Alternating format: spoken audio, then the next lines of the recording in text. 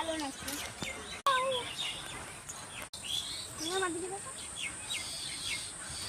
জামা কাপড়গুলো ঠিকই আছে,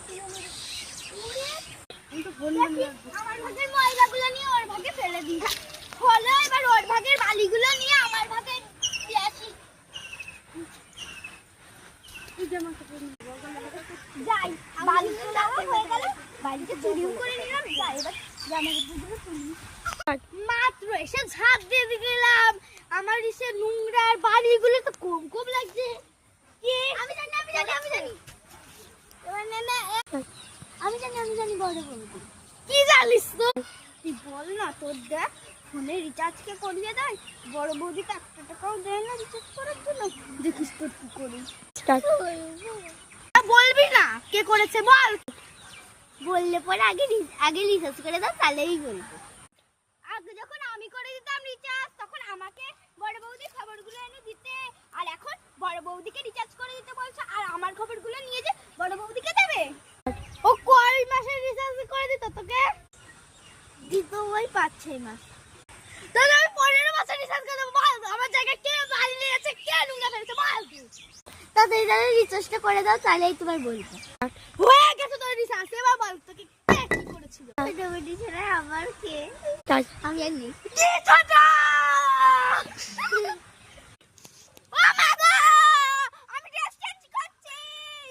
ইংলিশ মানে তো ভালোই পারো, তাহলে আমার জায়গাটা কে দিয়েছিল? হ্যাঁ তখন বাংলা। আমি কোনো নোংরা করিনি, ও ভুল দেখেছি।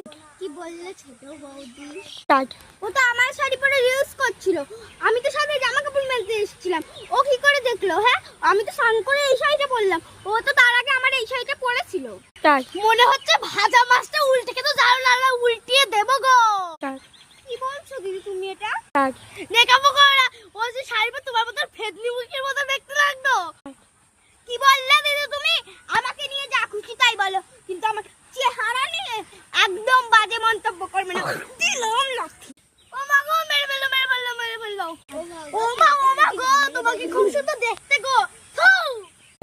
তুমি কি? হ্যাঁ তুমি কি মোটা গোলগাল পাতলা হাতির মতো দেখতে, আর আমার সাথে এসে তুলনা করতে? আমি তো রূপচর্চা করি বলে তাই মুখে যে গোবর মেখে বেড়ালেন ওইরকম সুন্দরী হওয়া যায়। কত ফুটনি মানে কমতে আসে। হ্যাঁ দাঁড়া শালার বেটা, আমার চুল ধরে টানে না, এবার সারা জীবনের মতো শেষ কর। শালা মরে গেছে নাকি দেখি। ও দিদি মরে গেছে, ভালোই হলো। কি মজা কি মজা।